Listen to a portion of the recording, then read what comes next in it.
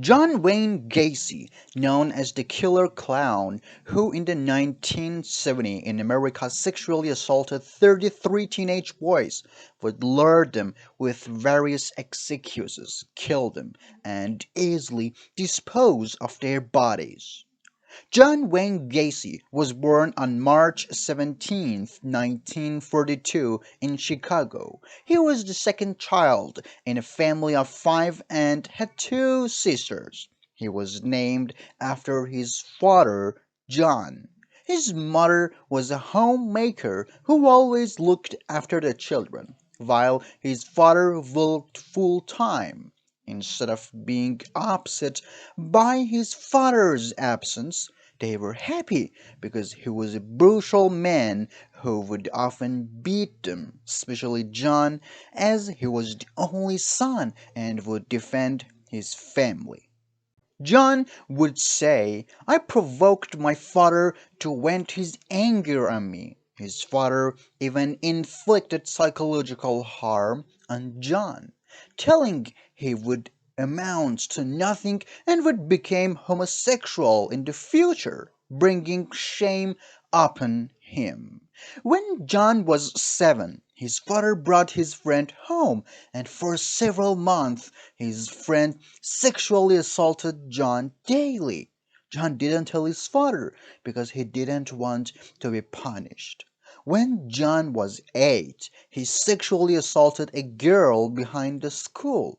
The girl's family reported it to the school, and the school principal informed John's father. His father severely beat him with a belt, leaving bruises all over his body. Every day he would beat him, and since John was used to it and wouldn't cry out, his father used various weapons to beat him. At the age of 11, he was hit in the head with a solid object, resulting in damage to a part of his brain, causing him to have seizures for the rest of his life, making him feel unwell every day. But his father thought he was seeking attention.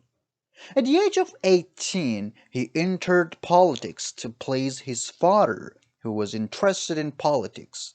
But he joined the Democratic Party, which his father disliked. His father wanted to beat him again, but he couldn't because John had grown big and strong.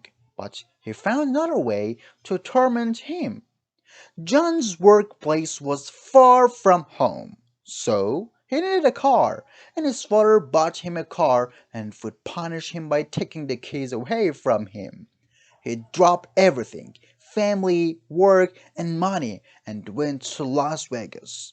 He became an ambulance driver, but due to excessive stress, he requested a transfer to a cooler location because he couldn't bear it.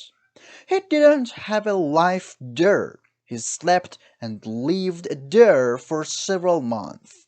But he still wasn't happy.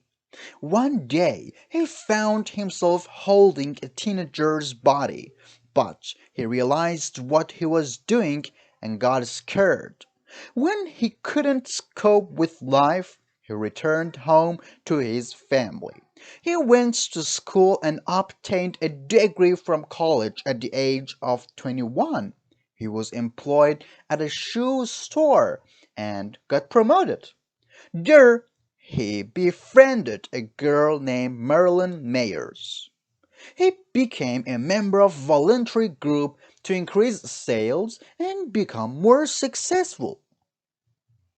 One day, when he was very drunk, a man approached him and had a relationship with him. There, he realized he was homosexual and had no interest in Marilyn.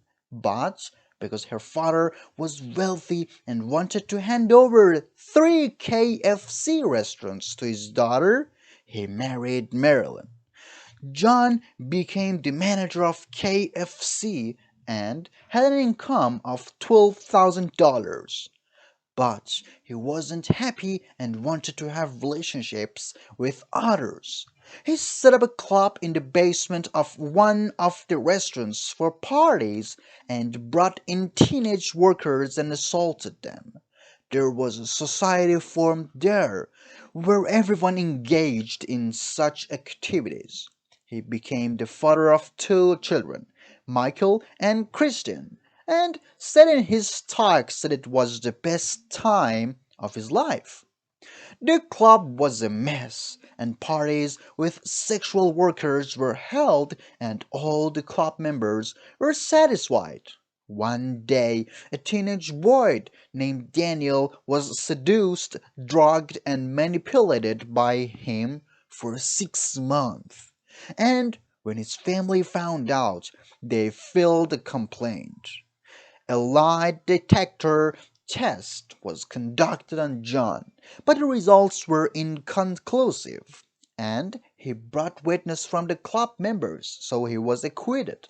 The next day, he gave money to one of the restaurant workers, Russell, to threaten Daniel to retract his statements. Russell sprayed, but Daniel refused, so he beat him up a lot. But he didn't know Daniel had seen him at a restaurant and recognized him. He went to the police and filed a complaint against him. Russell was arrested and resisted, but after a lot of pressure, he revealed John's identity. John was arrested and brought to court. The psychological test result was that he had problems in society but had no connection to assault. John said Daniel wanted me to do this, and he tricked me. But his arguments were not logical, and he was sentenced to 10 years in prison. Marilyn divorced him and took the children away, and he never saw his children again. In prison, he became a model prisoner, polite and well behaved, and became the head chef there, joining the prison club and became a member there. He was the representative of the prisoners and would convey their requests to the authorities. After 1.5 years, he applied for parole, and because he was good, he was released. But his family had gone, so he went back to his parents. His father was dead. He had to be under police supervision for a year. He went to a restaurant to become a head chef, but he couldn't handle the job properly and he became depressed. 6 months later, another boy went to the police and said John Wayne Gacy wanted to harm me, but I escaped. That boy didn't go to court and couldn't be found. 3 months later, wearing a fake police uniform, he picked up a boy and took him to his place, did this thing, and let him go. The boy filed a complaint too. John said no. He demanded money from me, saying, "If you don't pay me, I'll accuse you of something." After a while, the court couldn't prove anything and let him go. His mother, embarrassed by her son's actions, gave him money and told him to leave. John went to a small town where everyone liked him. There he saw his high school sweetheart, Carolee Hoof, again and got back into a relationship with her. After a while, John and Carol got married. Carol had two daughters from her previous husband, and John became a family man. John did decorating jobs in the city and hired teenage workers for household services. He would bring them to his place, and if they refused, he would threaten to fire them. One of his workers went to Florida for work.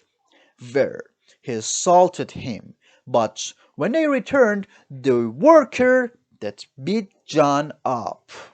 John told his wife everything, but she divorced him. After a while, John joined a group to raise money for charity by working as a clown. One day, he tried to assault a teenager named Anthony while wearing his clown costume, but couldn't. One day, he brought a boy named David to the side of the street, and when he saw his situation, he understood that David had no family or job. So he took him to his place and hired him. After several months, whenever John got drunk, he tried to assault David, but David thought it was because of his darkness. But he realized John had a mental problem and ran away from home.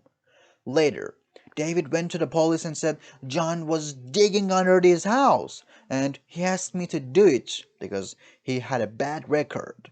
The officers doubted him because he had a bad history and they chased him every day. One day, John went to his lawyer to ask him to do something so that the officers would no longer chase him.